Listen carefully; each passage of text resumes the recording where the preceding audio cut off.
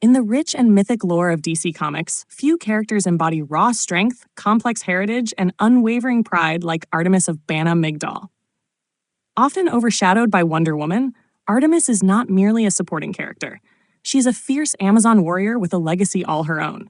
With fiery red hair, unmatched combat skills, and a temper to match, Artemis has carved her place in DC history as a rebel, a champion, and a living symbol of the warrior spirit.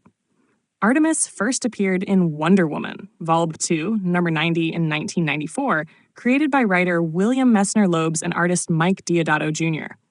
Unlike the Amazons of Themyscira, who followed a philosophy of peace and enlightenment under Queen Hippolyta, Artemis hails from the secretive, militant tribe of Bana Mighdall, a splinter group of Amazons who rejected the gods of Olympus and embraced a harsher path of survival and vengeance. Named after the Greek goddess of the hunt, Artemis was raised in a world of constant conflict, trained from childhood to be a warrior above all else.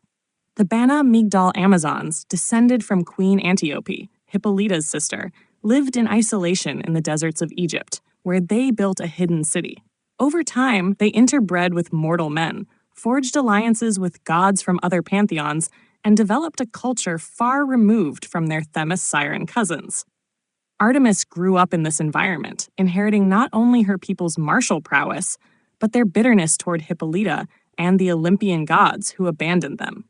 Artemis first enters Diana's world during the Contest storyline, in which Queen Hippolyta, manipulated by prophetic visions, holds a new tournament to choose a Wonder Woman who would represent the Amazons in the world of men.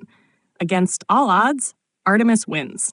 Though Diana relinquishes the title with grace, the world rejects Artemis, seeing her as an imposter. Struggling with the burden of living up to Diana's legacy, Artemis fights valiantly to prove herself, even as she wrestles with doubt and resentment.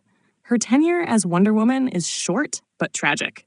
Artemis confronts street-level crime and supernatural threats with a ruthless edge, but ultimately dies in battle against the demonic white magician, sacrificing herself in a blaze of glory.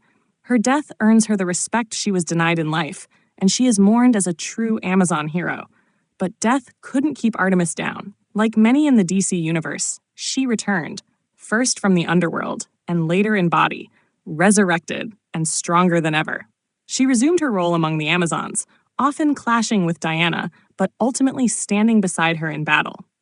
Over time, Artemis evolved from rival to trusted ally, embracing her identity as a protector, not just a warrior. In more recent years, Artemis has become a central figure in several titles. She starred prominently in Red Hood and the Outlaws, where she formed an unlikely trio with Jason Todd and Bizarro. This run allowed her personality to shine beyond the sword, displaying loyalty, dry humor, and an unexpected tenderness.